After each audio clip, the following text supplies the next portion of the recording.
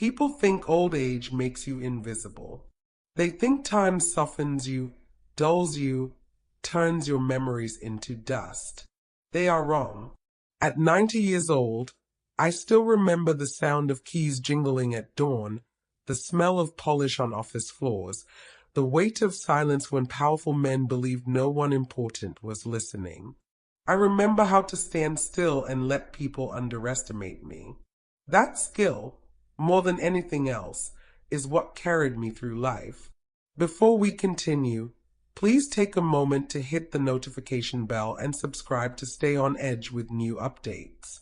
The morning I walked into First National Bank, the city was unusually quiet. The kind of quiet that settles before something important happens. My cane tapped softly against the marble floor as the great glass doors closed behind me with a sigh. The lobby opened wide and tall, like a cathedral built for money instead of prayer. Chandeliers hung like frozen stars above polished stone that reflected faces upward, faces that were younger, sharper, louder than mine. I had not come to make a scene. I had not come to teach a lesson. I had come to ask a simple question. I just want to check my balance. The words were barely louder than a whisper, but they carried. Silence has a way of amplifying truth. Heads turned. Conversation stalled mid-sentence. Somewhere behind me, I heard a small laugh. Quick, careless, cruel in the way only strangers can be. I stood at the counter, my hands folded neatly atop my cane, my coat buttoned all the way up. I had chosen it carefully that morning. Brown wool, nothing flashy, nothing that invited attention. Because attention, when you are a woman like me, has never come gently. Then I felt him before I saw him. Confidence has a smell. It's sharp, like expensive cologne layered over entitlement. Charles Hayes stood at the center of the lobby, framed perfectly by wealth and authority, his tailored suit catching the light as if it belonged there more than I did. He looked at me the way people look at old furniture, something outdated, something in the way. When he laughed, it was loud, deliberate, a performance. "Well now," he said, raising his voice so the whole room could enjoy the moment with him. "I believe there's been a misunderstanding. This is a private institution. Perhaps a smaller neighborhood bank would be more appropriate." Laughter followed him like applause. I did not flinch. I did not rush. I reached into my coat pocket and felt the familiar edge of the card I had carried longer than most of the people in that room had been alive. "I didn't ask for advice," I said, lifting my eyes to meet his. "I asked for my balance." Something flickered across his face. Surprise, maybe, or irritation that I hadn't played my part correctly. He rolled his eyes, turned slightly away from me, and snapped his fingers. "Janet," he said, waving a dismissive hand. "Another fake card situation. Handle it." That word, fake, I had heard it before. In classrooms, in offices, in whispers behind closed doors. Security guards began to move. Big men, heavy steps. I could feel the weight of the room shifting, preparing to push me out gently, quietly, like sweeping dust into a corner. That's when I smiled. Not a nervous smile, not a pleading one, but the kind that comes from knowing something no one else does. "I remember your grandfather," I said softly. Charles froze. "I cleaned his office after school in 1955. I continued, my voice steady as stone. "He kept a silver pen in the left drawer. Never let anyone touch it. And when he was angry, he rubbed the scar on his wrist like it could answer him back." The room went still. I hadn't planned to say more, but truth has momentum once released. I spoke of things I shouldn't have known, things only someone invisible would ever notice. The habits, the silences, The way power behaves when it believes it's alone. Before Charles could recover, another voice entered the lobby. Warm, certain, familiar. Mrs. Bennett. I turned. Gerald Simmons stood there, older than the boy I once taught, but carrying the same eyes that listened before they judged. He walked past Charles without a glance and took my hand gently in his. It's good to see you again. In that moment, I knew the waiting was over, but the story, our story, was only just beginning. When Gerald said my name, he didn't raise his voice. He didn't need to. Respect carries differently than arrogance. It doesn't shout. It settles. It presses down on a room until everyone inside it feels the weight of what they've forgotten. For a moment, no one moved. The chandeliers above us hummed faintly, as if the building itself were holding its breath. Janet's fingers hovered frozen over the keyboard. The security guards slowed, their hands dropping from their belts, uncertainty spreading across their faces like a quiet contagion. And Charles, oh, Charles, stood perfectly still, his polished smile finally cracking at the edges. Gerald, he said, forcing a laugh that landed wrong, like a dropped glass. I didn't realize you. Gerald didn't look at him, not even once. Instead, he guided me gently toward a leather chair near the counter. Please, he said, sit. You shouldn't be standing. I lowered myself carefully, feeling the familiar ache in my knees, the reminder that time collects its debts whether we acknowledge them or not. As I sat, I felt eyes on me from every direction, curious, embarrassed, defensive. People who had laughed minutes earlier now avoided my gaze, suddenly fascinated by their phones, their shoes, the ceiling. Charles cleared his throat. There's been a misunderstanding, he repeated, louder this time, as if volume could rewrite reality. Gerald finally turned. Is that so? He asked calmly. The tone was gentle. That was the dangerous part. I was just handling a situation, Charles continued, straightening his jacket. We get these incidents sometimes. People come in confused, mistaken about their accounts. We have to protect the institution. Gerald nodded slowly, the way a teacher does when a student explains something incorrectly but confidently. Mrs. Bennett, he said, turning back to me, do you mind telling me what you came in for today? I looked at him and smiled. The boy who used to sit in the back of my classroom, pretending not to care, now stood as one of the most powerful men in the building. Life had a sense of humor like that. I asked to check my balance, I said. That's all. That's all, he repeated, as if tasting the words. He turned back to Janet. Pull up her account. Janet hesitated.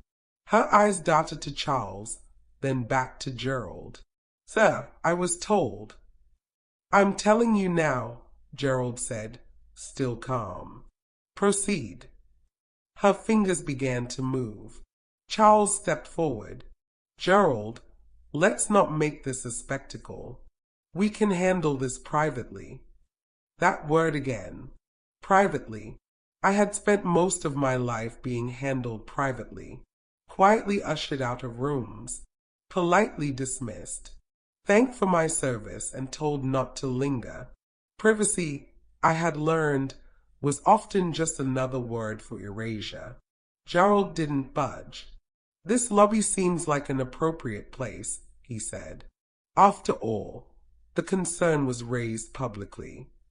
A murmur rippled through the crowd. Someone near the back whispered, Who is she? Another voice answered, I don't know, but look at Gerald. Janet's screen flickered, then loaded fully. I watched her face change. First confusion, then disbelief, then something like fear. She swallowed hard. Sir, she said quietly, I think you should come see this. Charles scoffed. Janet, don't be ridiculous. Gerald walked over, glanced at the screen once, and straightened. Would you like me to read the balance aloud? Janet asked me, her voice barely audible. I met her eyes. She was young, younger than my students had been when I first started teaching. She looked at me not with cruelty, but with uncertainty, the kind that comes from being taught the wrong lessons by the wrong people. Yes, I said. Transparency matters. The words felt old and familiar in my mouth. I had spoken them before. In classrooms, at meetings where no one expected me to push back. To children who didn't yet understand why truth scared adults. Janet began to read. She started with the checking accounts, then the savings, then the trusts. Each number landed like a quiet bell, ringing through the lobby. The whispers stopped. The laughter died completely. When she reached the education endowment, her voice faltered. I finished it for her. That fund, I said, was established in 1983. It supports scholarships for students who look like the girl I once was. Students who were told to keep their heads down and their dreams small. Charles' face had gone pale. The armor he wore, tailored suit, confident posture, inherited power, suddenly looked heavy, ill-fitting. That's impossible, he said weakly. She cleaned offices. I turned to him then, fully, slowly. Yes, I said. I did. I let the words hang there. I cleaned offices at night. And during the day, I taught children how numbers worked, how words mattered, how the world could be questioned. I cleaned your grandfather's office, and I listened. I learned. I remembered. Gerald folded his hands behind his back. Charles, he said, I think we should talk upstairs. Charles opened his mouth, then closed it. For the first time since I had walked in, he looked unsure of what to say. The crowd parted as Gerald gestured toward the elevators. The security guards, who had been summoned for me, now fell in step behind Charles. As he passed, he didn't look at me. He couldn't. The elevators closed with a soft chime. The lobby exhaled. People began to move again, but the energy had shifted. Something invisible but permanent had changed shape. Janet wiped her hands on her skirt, then looked at me. I'm so sorry, she said. I nodded. Apologies, like money, only mattered when backed by action. Finish the process, I told her, and print the statement. She did. As the printer hummed, Gerald returned and sat beside me. You know, he said quietly, you never took credit for what you did. I smiled. I took responsibility. That was enough. He laughed softly at that, the sound warm and genuine. The board will want to meet you. They already have, I said. They just didn't know it yet. He studied me for a moment, then nodded, understanding dawning in his eyes. When I finally stood to leave, people stepped aside without being asked. Some nodded. Some whispered apologies they were too ashamed to say aloud. I walked out the same way I had walked in, slowly, carefully, my cane tapping against the marble. But this time, the echo sounded different. Outside, the city greeted me with noise and movement and life. I paused on the steps, feeling the sun on my face, thinking of the long road that had led me there, of classrooms and night shifts, of silence endured and truth saved for the right moment. They thought the story ended in that lobby. They were wrong, because what I had built was never about a balance. It was about what came next. And in the months that followed, First National Bank, and everyone in it, was about to learn what happens when the past finally asks to be acknowledged. People imagine justice as something loud. They expect slammed doors, raised voices, public apologies written by lawyers and read without feeling. That is how stories usually go, quick, dramatic, wrapped up neatly so everyone can move on. But real justice moves slowly, like roots underground, like interest compounding year after year, unseen, unstoppable. I did not hear what was said upstairs that morning. I did not need to. The truth has a way of traveling ahead of words. By the time I reached home, my phone, an old thing with cracked edges and stubborn buttons, was already ringing. It was Gerald. "They've suspended him," he said without preamble. I lowered myself into my armchair, the one by the window where afternoon light spilled across the floor just the way it used to when my children were young. "Suspension is a pause," I replied, "not a lesson." There was a brief silence on the other end. Then a soft laugh. "You're still grading us," he said. "I never stopped teaching," I answered. What followed in the weeks after felt less like chaos and more like revelation. Emails leaked. Complaints resurfaced. Stories, quiet ones, buried ones, began to rise. Tellers who had been dismissed for attitude. Customers who had been subtly redirected elsewhere. Patterns no one had wanted to see when it benefited them not to look.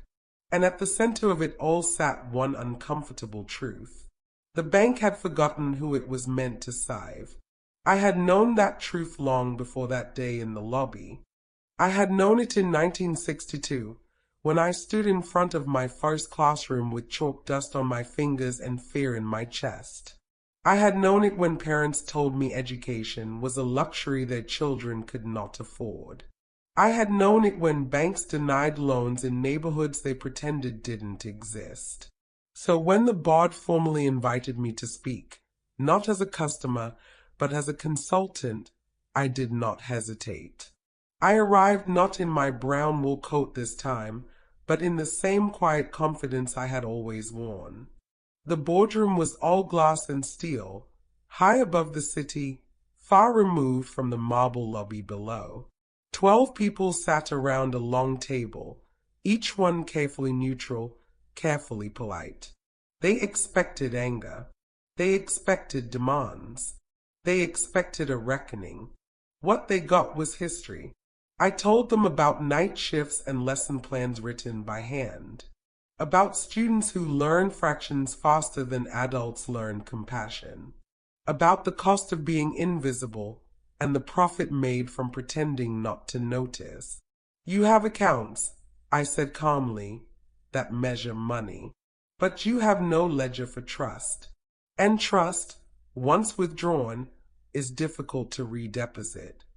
Some of them shifted in their seats. Good. Discomfort is the beginning of learning.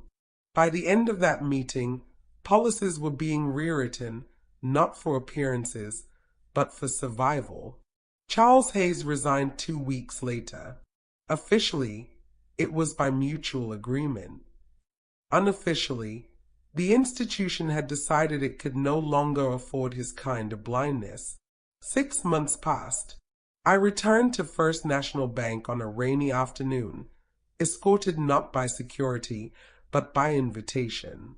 The lobby looked the same marble, same chandeliers, but it felt different.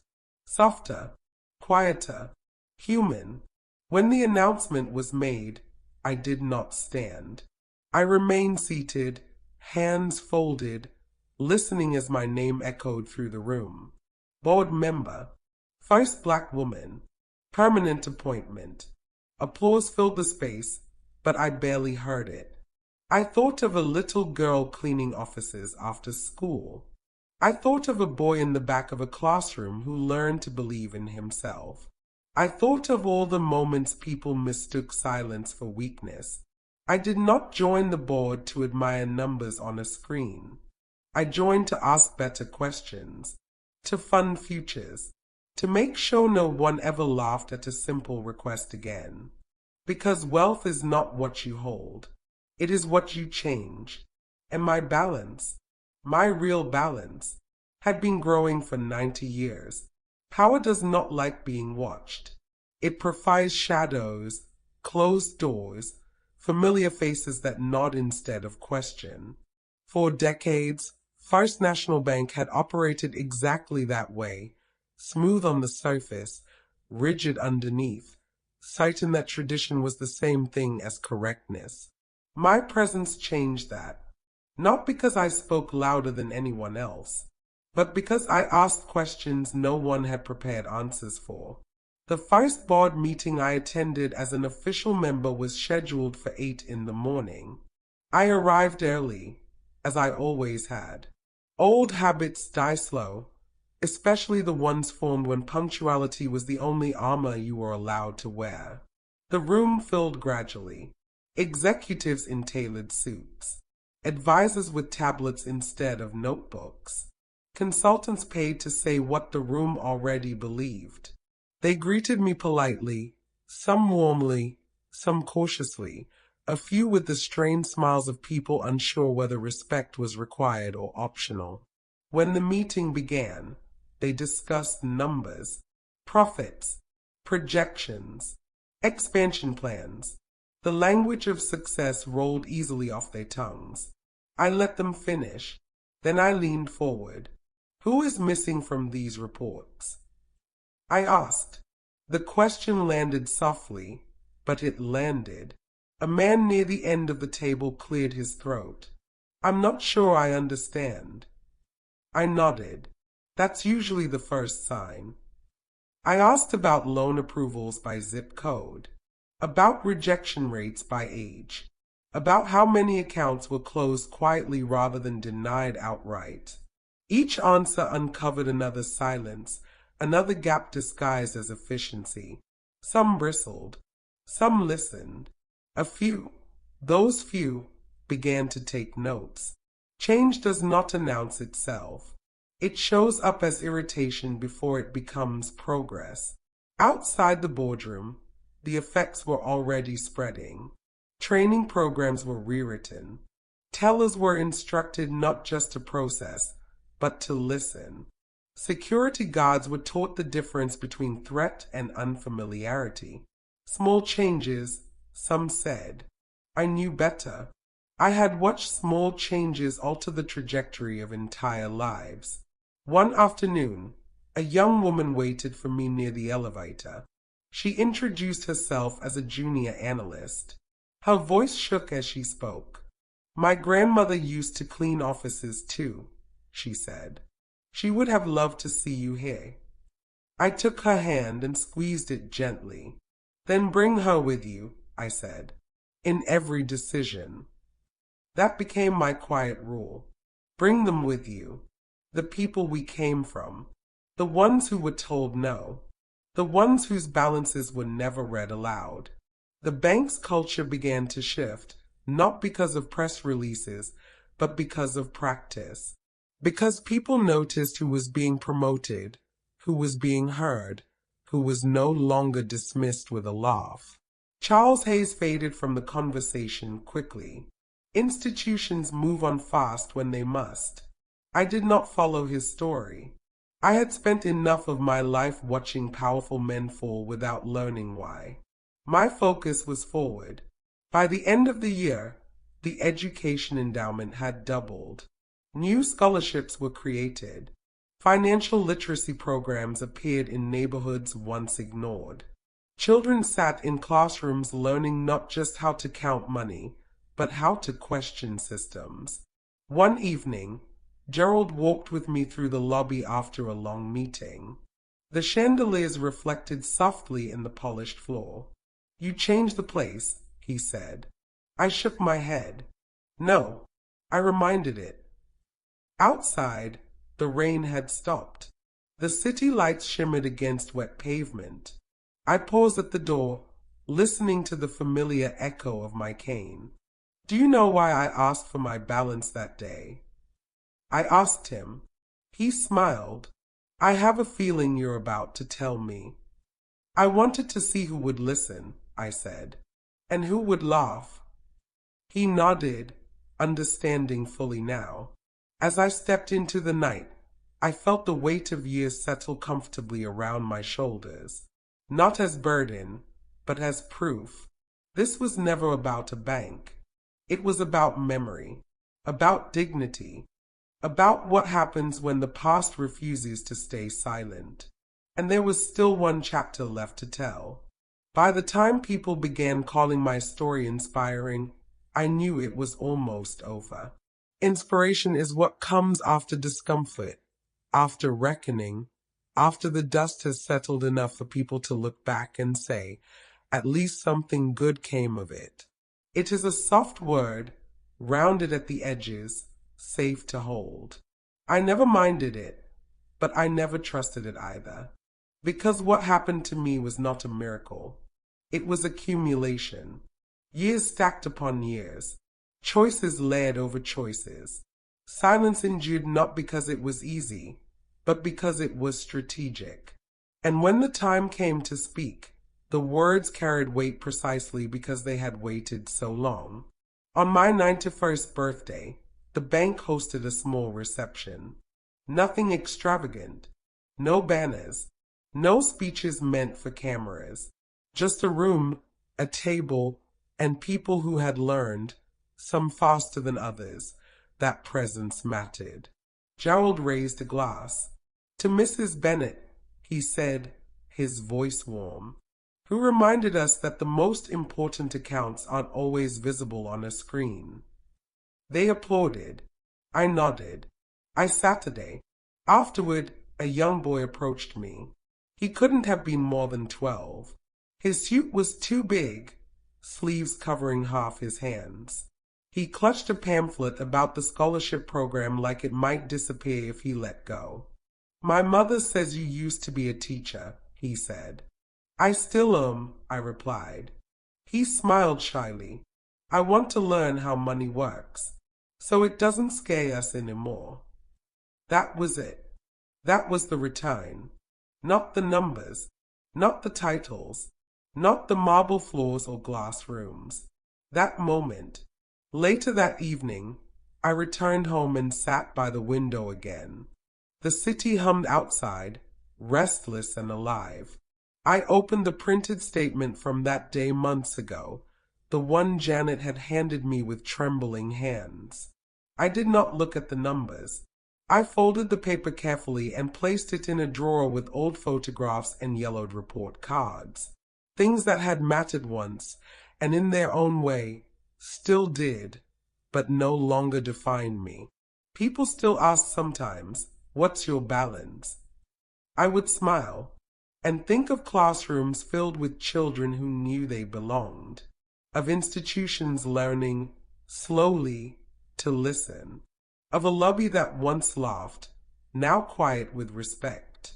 My balance was never meant to be read aloud. It lived in futures funded, in doors held open, in questions finally asked. And when my cane tapped against marble floors one last time, I knew this much to be true. Real wealth does not announce itself. It waits, it remembers, and when the moment comes, it speaks. Calmly, clearly, and for everyone to hear.